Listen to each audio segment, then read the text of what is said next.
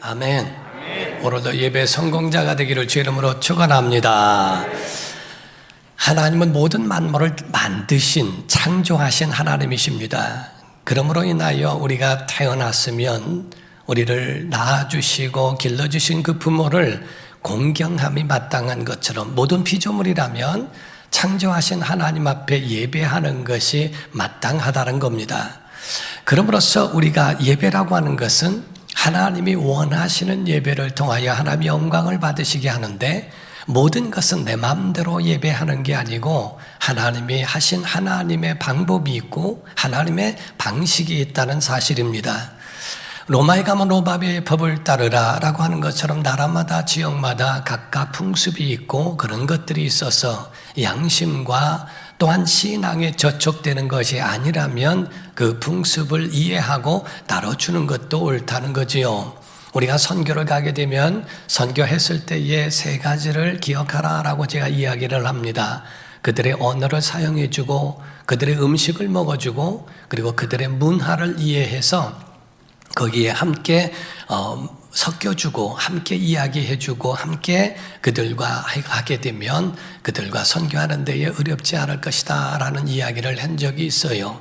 어느 지역에 가든 무엇이든지 다 그런 것처럼 하나님은 예배하는 것도 예배 방식이 있고 하나님이 받으시는 예배가 있다는 사실입니다. 나중에 말씀드리지만은 하나님이 똑같이 예배했다고 해서 가인의 예배까지 받지는 않으셨어요. 이와 같이 하나님이 정하신 예배가 있다는 사실이지요. 성막도 성전도 자기가 만들어내고 사당을 만들듯 만든 것이 아니고 하나님이 지시하신 대로 성막을 만들고 성전도 지어졌다는 겁니다. 노아의 방주도 하나님이 설계하신 거거든요. 히브리서 8장 5절을 보게 되면 그들이 섬기는 것, 성막을 말합니다. 하늘에 있는 것의 모형과 그림자라. 모세가 장막을 성막을 지으려 할 때를 말합니다. 지시하심을 어둠과 같으니 이르시되 삼가 모든 것을 산에서 내게 보이던 본을 따라 지으라 하셨느니라. 모세가 아무렇게나 자기가 원하는 대로 성막을 만든 게 아니고 하나님의 산에서 보여주신 대로 그대로 하나님이 설계하신 대로 해야 한다라고 말씀하고 있다는 거지요. 그러므로 여러분과 저는 내가 원하는 대로 내 입맛에 맞는 예배가 아니라는 겁니다. 어떤 젊은 목사님이 어느 교회에 부임을 했대요. 그 부임한 그 교회에서 심야 기도회를 인도하는데 특이점이 나타났답니다. 반은 일어서서 기도하고 반은 앉아서 기도하더라는 거예요. 그리고 기도회가 다 끝난 다음에는 서로가 자기들이 맞다고 소리를 지르고 고함을 치며 서로가 막 다투는 모습을 보고 하도 기가 막혀서 거기 교회의 창립 멤버가 어디 계시냐 했더니 양로원에 계시더라고 그러더래요. 그래서 그 양로원에 가서 물었답니다. 죄송하지만 뭐 좀 여쭤보겠는데 우리 교회의 전통이 뭡니까? 서서 기도하는 게 맞습니까? 아니요. 그럼 앉아서 기도하는 게 맞습니까? 아니요. 그럼 뭐가 맞나요? 반은 서서 기도하고 반은 앉아서 기도하고 기도회가 끝나면 싸우는 게 전통입니다. 그러더래요. 그러니까 각기 자기들이 원하는 대로 기도 이런 식으로 저런 식으로 자기의 소견에 오른 대로 옳다 하면서 그렇게 가는 것이 과연 하나님이 받으시고 원하시는 예배냐 하는 겁니다. 하나님의 관심은 예배 가운데 있는데 하나님의 눈길이 가는 곳, 하나님이 정말 원하시고 기뻐하시는 예배를 우리가 과연 하고 있느냐 하는 겁니다. 우리가 한 가지 성도라고 한다면 성도들이 자부심을 가져야 될 것이 있는 것은 사람이 태어난 날 그 생일을 그때를 기념하여서 많은 사람들이 적어도 가족만큼은 그 생일을 즐거워해주고 기뻐해주고 축하해주지 않습니까? 저 같은 경우는 참 우리 교회에 어려울 적에 그 어려운 터널을 지날 때 그때 제가 강단에 엎드려 태어난 후로 처음으로 내가 태어나지 않았더라면 이라는 것에 대하여 하나님 앞에 호소한 적도 있었습니다. 하나님, 내가 안 태어났더라면 더 좋았을 텐데 내가 왜 태어났는지 모르겠습니다 하면서 하나님 앞에 기도했던 적도 없지 않아 있습니다. 그러나 우리가 모든 사람이 태어난 것을 전부 다 즐거워해주고 행복해하고 기뻐해주고 축하해주는 것처럼, 그런데 우리가 자부심을 가져야 될 것은 우리가 태어난 것에 대하여 나 자신보다 가족보다 더 축하해주고 더 축복해주고 기뻐하시는 이가 누구 있는가? 하나님이시라는 겁니다. 그 하나님은, 왜냐하면 하나님이 우리를 창조하시고 우리를 설계하시고 우리를 계획하시고 우리를 만드셔서 우리를 이 땅에 보내주셨기 때문이라는 거지요. 사람들이 그걸 깨닫지 못하니까 나는 우연하게 태어난 것 같고 나는 이와 어쩌다가 태어난 그러한 사람으로, 더 나아가서는 나쁘게 저주받은 삶이라고 이렇게 생각하고 있지만은 그렇지 않습니다. 모든 만물은 하나님의 손에서 비롯됐으며 하나님의 손에서부터 창조되어졌다는 것을 믿어야 한다 하는 겁니다. 그러므로 모든 만물이 하나님이 만드셨어요. 그로 말미암았다고 그러죠. 골로새서 1장 13절에서 17절을 보게 되면 그가 우리를 흑암의 권세에서 건져내사 그의 사랑의 아들의 나라로 옮기셨으니 그 아들 안에서 우리가 속량 곧 죄사함을 얻었도다. 그는 보이지 아니하는 하나님의 형상이요 모든 피조물보다 먼저 계신 분이다 하는 거죠. 나시니니 만물이 그에게서 창조된 겁니다. 모든 만물이 그에게서 창조되되 하늘과 땅에서 보이는 것들이나 보이지 않는 것들이나 혹은 왕권들이나 주권들이나 통치자들이나 권세들이나 만물 모든 것을 막론하고 다 그로 말미암아 창조됐고, 두 번째로 그를 위하여 창조됐다라고 되어 있습니다. 또한 그가 만물보다 먼저 계시고 만물이 그 안에 함께 섰느니라 라고 되어 있어요. 이와 같이 모든 만물이 그로 말미암고 그를 위하여 창조되었고 만물이 그로 함께 섰다라고 되어 있습니다. 그분이 안 계시면, 하나님이 계시지 않으면 우리는 아무것도 아닌 존재라 하는 말과 같은 겁니다. 그러므로 하나님이 여러분과 저를 지으신 목적이 있어요. 그 두 가지를 말씀드리면 이사야서 43장 7절인데요. 내 이름으로 불려지는 모든 자, 곧 내가 내 영광을 위하여 창조한 자를 오게 하라 라고 말씀합니다. 그를 내가 지었고 그를 내가 만들었느니라. 21절에도 이어서 말합니다. 이 백성은 내가 나를 위하여 지었나니 나를 찬송하게 하려 함이니라. 하나님의 영광을 위하여 우리를 창조하셨고, 그리고 또 하나님을 찬송하게 하기 위하여 우리를 만드셨다라고 합니다. 그렇다면 그의 피조물이라면 그의 창조주를 찬송하고 예배하는 것, 기꺼이 하는 것이 당연한 것이고 마땅한 일이라고 본다는 거지요. 그러므로 하나님의 백성이라면, 구약에는 백성이고 신약에는 자녀들이라면 하나님 앞에 나와 참된 예배를 해야 한다는 겁니다.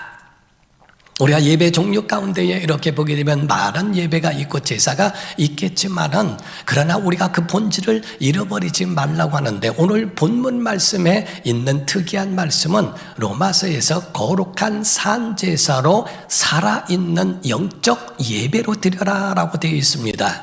이 로마서에 말씀하고 있는 1장에서부터 11장까지는 그 가운데에 이 교리와 또한 성경에 말하고 있는 이론에 대하여 설명하고 있다는 것을 말합니다. 그래서 많은 학자들이 말하기를 로마서 1장에서 11장까지는 우리가 어떻게 구원을 받으며 어떻게 정말 이와 같이 복음이 어떠한 관계로 우리에게 접근되어졌고 우리가 구원을 받게 되었는지에 대하여 로마서가 잘 기록하고 있다는 거죠. 마음으로 믿어 의에 이르고 입으로 시인하여 구원에 이른다 등등, 이런 모든 말씀들이 우리가 구원에 이르게 하는 이론과 그에 대한 설명을 가르치고 있다면, 12장부터 16장까지는 구원받은 자가 어떻게 예배해야 하고 구원받은 자가 어떻게 살아야 하는지를 알려주는 실천편과 같은 것이라고 말하고 있습니다.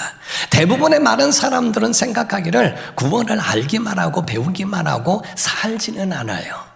그래서 오늘날 기독교회가 욕을 먹고 기독교회가 많은 사람들에게 지탄의 대상이 되는 것은 구원에 대하여 알기는 뚫어지게 하는데 그거를 그렇게 살지 못하고 그렇게 예배하지 못하고 살아가지 못하는 데에 문제가 있다는 거지요. 오늘 본 말씀 로마서 12장 1절을 보게 되면 그러므로 11장에 있는 이론과 교리를 접속하는 말이죠. 그러므로 이렇게 너희가 구원을 받았으니 그러므로 이제 형제들아 내가 하나님의 모든 자비하심으로 너희를 권하노니 너희 몸을 마음이 아니라 몸이라고 표현을 했어요. 하나님이 기뻐하시는 거룩한 산 제물로 드리라.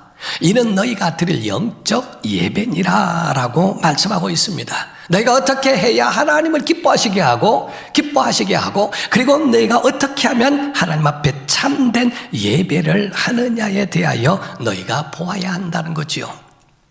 우리가 명절이 되면은 자녀들이 오기도 하고 어떤 때는 연락을 하고 요즘에는 코로나로 인해서 오고 하는 그런 것이 정말 지금 자제하게 하고 이런 실정입니다만은 그러나 시골에 있는 부모님들은 택배를 보내고 소포를 보내고 이런 것 저런 걸 보내는 것보다 자녀들이 오기를 원하지요. 잠시 동안이라도 왔다 갈 수는 없니? 라고 하게 됩니다. 그래서 잠시 동안에 왔다 가는 것 마음은 있는데 몸은 안 오는 것이 아니라 몸이 왔을 때에 그 몸 위에 있는 그 얼굴과 그의 말과 그의 그 가지고 있는 그런 상황들을 얼굴을 보면서 유추하는 거지요. 괜찮은가? 얘가 지금 어떻게 직장은 잘 다니고 있나? 지금 어떠한 건가? 말랐다? 좀 살이 쪘네? 평안이 있나? 근심이 있나? 얼굴을 봄으로써 그 마음을 보는 것처럼 하나님께서 우리에게 너희 몸을이라고 하는 말씀은 마음만 드리면 되지가 아니라 우리의 몸이 하나님 앞에 왔을 때 우리의 얼굴을 살피시면서 우리의 가지고 있는 영적 상태와 근심이 있는지 없는지 이 모든 것들을 다 하나님께서 쳐다보시면서 진단도 하실 수 있다라고 보는 겁니다. 사랑하는 성도 여러분, 또 재미난 게 뭔지 아십니까? 구약에 다윗이 하나님의 성전을 그렇게 사모했어요. 왜냐하면 자기 집은 백향목집이었거든요. 그런데 하나님이 계시다고 하는 그 약속의 장소는 천막으로 되어 있는 것을 보고 그에 대하여 하나님 성전 지었으면 좋겠습니다 라는 마음을 갖습니다. 하나님께서 야 내가 무슨 하늘보다 더 큰데 내가 나를 위하여 집을 지으려면 하늘보다 더 크게 지어야 되는데 그게 감당할 수 있겠니? 내가 언제 내 집을 지어달라고 너에게 책망한 일이 있던? 근데 어떻게 내 집을 짓겠다고 이야기하니? 그러나 참 내 마음이 정말 기특하다. 어떻게 내가 거할 집에 대하여 생각할 수가 있니? 그에 대하여 다윗을 하나님은 너무너무 기뻐하셨어요. 너는 군인이라 피를 많이 흘렸기 때문에 너를 통해서는 하지 않지만 내 아들 솔로몬을 통해서 이루도록 할게. 다윗은 모든 것들을 준비해 놓습니다. 솔로몬이 하나님의 성전을 지을 때에 정말 잘할 수 있도록 모든 준비 과정을 맞춰주고 짓는 것은 솔로몬이 하게 했지요. 솔로몬도 그 이야기를 들었기 때문에 그래서 성전을 짓고 하나님 앞에 기도하면서 말을 합니다. 하나님 앞에 기도하며 하는 이야기가 뭡니까? 역대하 2장 6절을 보게 되면 누가 등에 하나님을 위하여 성전을 건축하리요? 하늘보다 크신데 하늘과 하늘들의 하늘이라도 주를 용납하지 못하겠거든 내가 누구이기에 어찌 능히 그를 위하여 성전을 건축하리요? 다만 그 앞에 분향, 예배, 제사, 기도하려 할 따름입니다 라는 말입니다. 우리가 그런 말을 하죠. 누가 오더라도 누구 할아비가 오더라도 안 된다. 그러니까 전혀 불가능하다는 말을 하는 겁니다. 하늘과 하늘들의 하늘이라도 하나님은 아니 성경에 보면은 하나님이 모든 만물을 손가락으로 돌리신다고 말씀하고 있어요. 하나님이 손으로 지으셨고 모든 하늘을 손가락으로 돌리신다고 하는데 그 하나님을 위하여 우리가 어떻게 그거를 지을 수 있을까? 그러면 하나님의 예배를 원치 않으신 건가? 그렇지 않다는 겁니다. 나를 위하여 성전을 진다고 하면서 그에 대하여 하나님께서 말씀하신 하나님이 신약에 와서는 말씀하기를 하나님 앞에 예배하는 자들은 영과 진리로 예배할지니라. 하나님은 이렇게 예배하는 자를 찾으신다고 되어 있네요. 이와 같이 아니 성전을 짓는 것에 대하여서는 우습게 보신 하나님이시지만은 왜 그에 대하여서는 바로 예배하는 것에 대해서는 영과 진리로 예배하는 자를 찾으신다고 말씀하셨을까? 이 성전이라고 하는 것은, 예배라고 하는 것은 하나님의 만남의 장소라는 겁니다. 하나님이 우리를 만나시고 싶어 하시는 마음은 있다는 거지요. 어떤 장소를 통하여 만나는 것처럼 하나님이 우리를 향하여 이와 같이 그의 얼굴과 손과 심장과 이런 진리로 하나님 앞에 나와 진실한 예배를 하는 것은 기뻐하신다는 겁니다. 성전이라고 하는 진 것은 너무 작다라고 하는 것으로 표현할 수 있지만, 그러나 예배라고 하는 것에 대해서는 하나님이 거부하신 일은 없어요. 우리가 아셔야 되는 것은 하나님 앞에 예배하는 이 시간과 이 거룩한 시간, 하나님 앞에 드려짐이 안 되면 이것이 반대로 사탄의 사역하는 동기와 통로가 될 수 있다는 것도 아셔야 된다는 거죠. 하나님이 나를 붙들지 아니하시면 사탄의 도구도 된다는 겁니다. 이미 이론과 이미 우리에게 그에 대한 교리로 설명하고 있는 로마서 6장에는 그런 말씀을 합니다. 12절에서 14절입니다. 그러므로 너희는 죄가 너희 죽을 몸을 지배하지 못하게 하여 몸의 사욕에 순종하지 말고, 또한 너희의 지체를 불의의 무기로 죄에게 내주지 말고, 오직 너희 자신을 죽은 자 가운데서 다시 살아난 자 같이 하나님께 드리며 너희 지체를 의의 무기로 하나님께 드리라 라고 되어 있습니다. 죄가 너희를 주장하지 못하리니 이는 너희가 법 아래에 있지 아니하고 은혜 아래에 있음이라 라고 말씀을 합니다. 하나님의 도구가 되지 않으면 사탄의 도구가 됩니다. 여러분의 몸이나 여러분의 물질이나 여러분의 시간이나 여러분의 모든 것들이 하나님에게 붙들리지 않으면, 그러면 여러분은 사탄의 그러한 사역, 그러한 사탄의 그러한 방해와 공작도 일어난다고 하는 것을 잊지 말라는 거예요. 난 누구의 종도 되고 싶지 않습니다 라고 할지 몰라도 낮과 밤이 분명히 구분되는 것처럼 밤이든지 낮이든지 분명히 한 곳에서 우리가 살 수밖에 없다는 거죠. 그러므로 너희가 승리하기 위해서는 13절이 말한 것처럼 드려라, 하나님 앞에 드려진 것으로 살아라. 드렸다면 내 거 아니죠. 하나님 앞에 올려드렸다면 하나님의 것이죠. 내 것이 아니라는 겁니다. 그런데 그렇지 않으면 사탄의 놀림감이 돼서 사탄의 무기가 되어 이렇게 저렇게 좌우로 흔들리면서 살아갑니다. 여러분 그걸 아셔야 합니다. 마귀의 공격이라고 하는 것은 마귀가 직접 와서 하는 게 아닙니다. 마귀는 가룟 유다를 통하듯 사람을 통하여 교회를 어지럽게 하고 공동체를 무너뜨리고 목회자와 성도 사이를 이간하고 자꾸 갈라놓는 일을, 곧 성도가 마귀짓하는 경우도 있다는 거지요. 제가 금요일 날에는 그런 말씀을 드렸어요. 가라지와 쭉정이는 달라요. 가라지는 아예 가라지입니다. 그의 모든 모습도 다 달라져. 잡초는 잡초일 뿐이요 아예 다지는 거예요. 그러나 쭉정이는 알곡이 될 수 있는데도 불구하고 그 속을 채우지 못한 게 쭉정입니다. 하나님의 은혜를 받을 때마다 그 영혼의 생명으로 채워 알곡이 돼야 될 텐데, 기생충과 이런 것들을 통하여 쭈루루 그 속에 쌀뜨물 같은 것을 뺏기듯 은혜를 뺏기고 말씀을 뺏기고 사랑을 뺏기고 그 속에 있는 그러한 하나님의 충만한 것이 그 속에서 수십 년 신앙생활에도 다 뺏겨버리면 쭉정이로 남을 수밖에 없다는 거지요. 가라지와 쭉정이가 다르지만은 쭉정이도 다지는 것은 같이 곧 심판 아니겠습니까? 그러므로 여러분과처럼 누구의 도구가 되고 누구의 무기가 되느냐라고 하는 겁니다. 내 뜻이 아닌 하나님의 것으로 하나님께 드려졌다면 내 것이 없고 내 공로가 없고 오직 주님의 공로를 통하여서만 살아가려고 하는 믿음의 사람으로 여러분이 결단이 필요하다는 거지요. 어머니가 칼을 들고 부엌에서 열심히 음식을 만듭니다. 그 만들고 이리 갔다 어떤 때는 막 초밥 만든다고 막 해칼 들고 와서 그거를 잘라냅니다. 가족들이 불안해하는 사람 하나도 없습니다. 기대가 그 속에 가득해서 저기에서 나올 때에 얼마나 맛있는 음식이 나올까 기대가 가득하지 않겠어요? 그런데 아무것도 안 해도 강도가 칼 들고 있으면 불안합니다. 무섭습니다. 저 사람이 언제 나를 공격할지, 언제 할지. 결정은 칼이 하는 게 아니라 결정은 사람이 하더라는 거지요. 사람이 그 칼을 붙들었을 때에 어떻게 움직이냐. 사탄이 바로 심령을 붙들거나 그 사람을 붙들면 마귀짓합니다. 하나님이 사도 바울처럼 잡으니까 그는 하나님의 사람으로 붙들려 살아가는 걸 봅니다. 신기한 거는 보면은 그냥 그 사람이 그 사람들이더라는 거죠. 마귀의 노예가 되고 마귀에게 계속적으로 쓰임받는 사람은 그 사람이 그 사람들이더라는 거죠.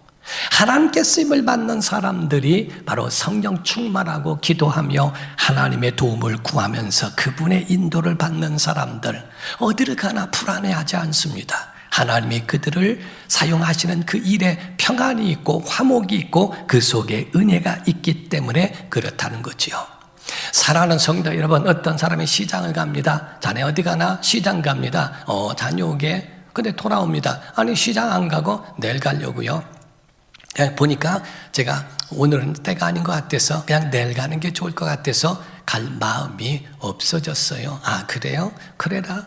바로 그 속에 마음이 행동을 결정합니다. 우리의 몸이 움직이는 것은 내 생각과 내 모든 마음에서부터 비롯되는데 그 마음을 잡는 자가 누구냐는 겁니다. 그 마음을 비뚤게 잡는 마귀가 있고 그 마음을 실제적으로 하나님이 세우는 곳, 그런 용기를 주는 곳으로 세울 수도 있다는 거죠. 참 아름다운 교회 가면은 예배가 살아있더라. 정말 거기 가면 하나님의 평안이 그곳에 있는 것 같더라. 아멘은 더럽게 안 하네. 충청도 말이니까 욕이 아니에요. 왜 아멘을 안 해요? 우리 교회 가면은 정말 생명이 있더라. 이런 말이 좀 들려오면은 목사에게도 용기가 되고 목사에게도 정말 큰 은혜가 되지 않겠습니까? 예. 그런데 말이요. 예. 그 교회 가면은 안 돼요. 그 교회 가면은 되던 일도 안 되더라. 이런 얘기를 하고 엉뚱한 얘기가 만약에 난무하게 된다면은 목회자에게도 많은 용기를 잃어버리지 않겠는가? 똑같은 모든 상황 속에서도 함께 이루어가며 함께 살아가면서 세워가는 그러한 사람이 하나님의 손에 붙들린 사람들이에요.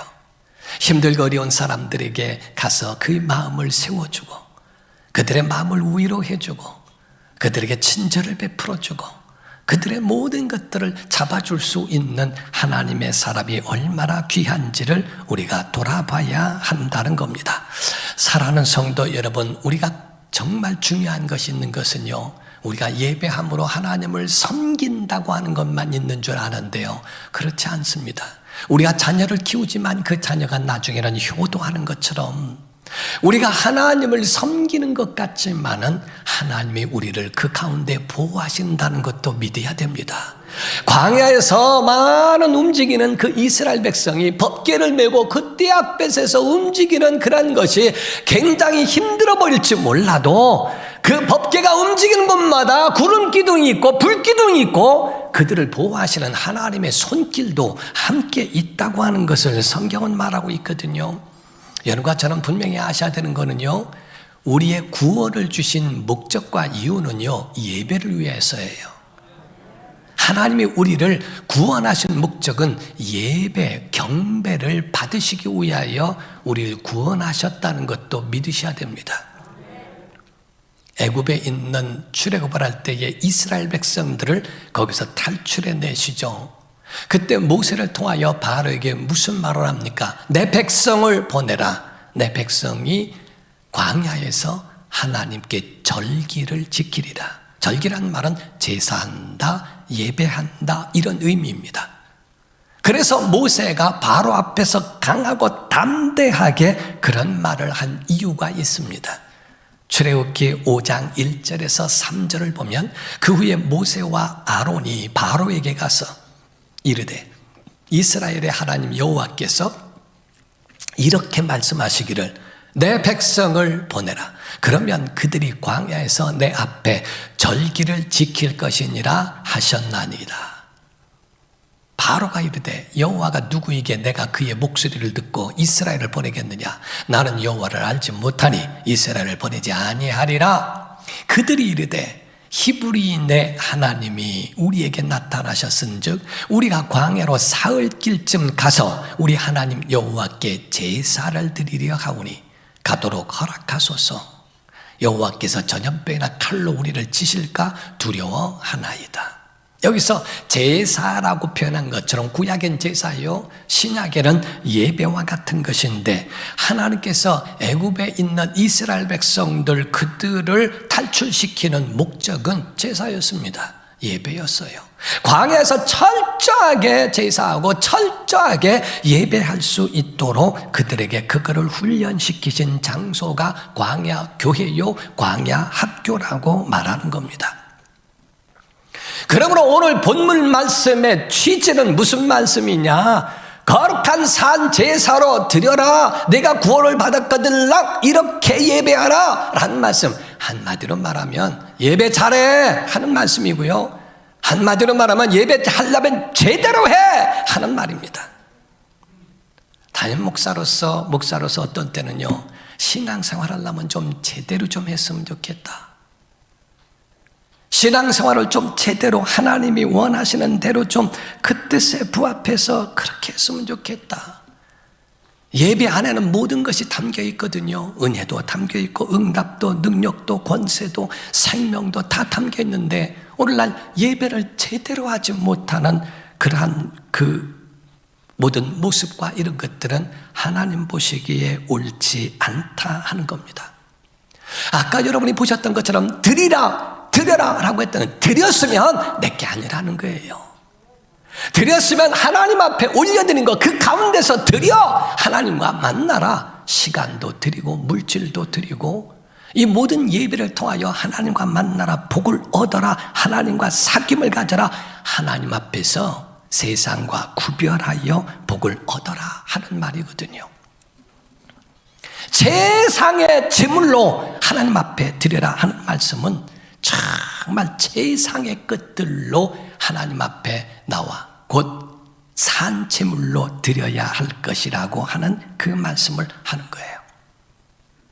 그래서 거룩한 산제물로 드려라 하는 말씀은 너의 최고의 것들로 하나님 앞에 참 예배를 하라 하는 말씀입니다. 사랑하는 성도 여러분, 저는 목회를 지금 36년 정도 한다고 말씀드렸죠. 우리 성도들은 알고 계시죠. 근데 이렇게 목회하면서 제가 깨달은 것 중에 많이 있지만 두 가지가 제 마음속에 있는 것이, 첫 번째가 하나님은 선하신 분이시라는 겁니다. 이거는 잊지 마세요. 여러분이 실패하고 어렵고 힘든 일이 있어도 결단코 하나님 붙든 자들은 결단코 망하지 않습니다. 여러분 그걸 믿으셔야 된다 이게요. 근데 대부분의 사람들이 하나님이 나를 버렸네, 나중에는 하나님이 있네 없네까지도 가버리고, 왜? 고난이 있으니까 하나님 없는 것처럼 생각할 수 있는데 안 그래요. 뒤돌아보면 하나님의 흔적들이었고 하나님의 은혜라고 고백할 때가 얼마나 많이 있습니까? 첫 번째가 하나님 선하신 분이요, 두 번째는 하나님의 사람은 하나님이 만드신다는 것을 저는 아주 뼈저리게 알고 있는 사람 중에 하나예요. 하나님 선하신 분이니까 여러분을 훈련하고 단련하고 하시기 위하여 그거를 그냥 고난 가운데에 두시면서 세상을 알게 하시고 하나님 앞에 나오게 하시는 그런 역사를 보는데, 오늘날 마귀의 도구가 될 이유가 뭐 있어요? 하나님의 사람으로 쓰임받는 믿음의 사람, 예배의 사람으로 되어져야 되지 않겠는가 하는 겁니다. 우리가 보면요, 정말 예배는 하나님 모실 때에 민감한 거예요. 그래서 가인의 예배와 아벨의 제사가 있어요. 그래서 성경의 창세기에 보게 되면 4장 1절에서 5절을 보면 아담이 그의 아내 하와와 동침함에 하와가 임신하여 가인을 낳고 이르되 내가 여호와로 말미암아 득남하였다 하니라. 그가 또 가인의 아우 아벨을 낳았는데 아벨은 양치는 자였고 가인은 농사하는 자였더라. 세월이 지난 후에 가인은 땅의 소산으로 제물을 삼아 여호와께 드렸고 아벨은 자기도 양의 첫 새끼와 그 기름으로 드렸더니 여호와께서 자 여기서 아벨과 그의 제물은 받으셨으나 가인과 그의 제물은 받지 아니하신지라 라고 되어 있습니다. 하나님이 받으시는 제사가 있고요, 하나님 받지 않는 제사가 있다는 거예요. 상당히 우리가 볼 때 민감하게 봐야 된다는 겁니다. 같이 있다고 해서 같이 제사했다고 해서 다 하나님이 흠양하신 것은 아니라는 겁니다. 하나님이 받으실 때 그 존재를 안 받는다는 거예요. 그의 제물, 우리가 선물을 누가 큰 선물합니다. 부담이 되면 받지 않습니다. 세상을 말하는 겁니다. 큰 부담이 되어지면 그거를 받지 않습니다. 그 사람을 거부한 것이 될 수 있죠. 왜냐하면 조건부가 될 수 있으니까. 그 선물을 받았다는 것은 그에 대한 인격과 이런 것들을 존중하고 받았다고 볼 수 있죠. 물론 가정에서는 신뢰관계에 있기 때문에 그런 부분들을 이해한다고 생각하니까 그거를 분명히 해줄 필요는 있어요. 부인이 주스를 갈아서 준비해서 아침에 갖다 줬습니다. 당신을 위해서 만들었으니까 먹어. 나 주스 먹으면 배 아파 안 먹어 하고 거부합니다. 아니 남의 성의가 있지 말이야. 왜 주스를 안 먹어? 왜 나를 거부해? 남편은 말합니다. 나는 당신을 거부한 적은 한 번도 없어. 주스를 거부한 거지. 근데 여인은 그렇게 여기지 않고 부인은 아니라고 나를 거부했다고 생각할 수도 있을 거죠. 아주 민감하고 예민한 거예요. 작은 것 하나 가지고서도 그렇게 될 수 있죠. 똑같이 하나 가인의 제사라고 말하지 않고 가인과라고 하는 그 한마디는 너무너무 중요한 겁니다. 제가 그 결혼 전에 우리 형님 결혼식 할 때에 저희 형수님 있는 그쪽에 완도라 온 곳을 방문한 적이 있습니다. 저희 형수님이 피아노 교습소를 했는데 그때 당시에 피아노가 3대인가 됐어요. 거기서 앉아서 얘기를 하는데 띵동 띵동 띵동 띵동 막 소리가 3군데서 나니까요 정신이 하나도 없어요. 근데 그 형수님은 저하고 쭉 얘기를 막 한참 하는데 쭉 얘기하는데 막 띵동 띵동 하는데 한참 얘기다가 야야 미 틀렸다 미 그리고 또 얘기 한참 하다가 야 너 왼손 틀렸다 왼손. 아니 3군데서 하는 소리를 다 들어가며 얘기를 하면서 아니 그걸 들려요? 그랬더니 들린대요. 아, 그렇구나. 그때 제가는 너무너무 아주 충격으로 왔어요. 나중에 보니까요, 우리 장인어른이 그 장사를 하고 계시는데 거기 가서 제가 앉아 있으면 저한테 막 대화를 했어요. 그래서 누가 이거 얼마요? 아, 이거 10,000원이요, 10,000원. 그리고 또 얘기를 해요. 이거 얼마요? 아, 그게 15,000원이요, 15,000원. 아니, 장사하셔야지 않나요? 그랬더니 아, 제가 안 사. 그래요. 예? 아니, 안 사는 줄을 어떻게, 얘기 들어보면 알아.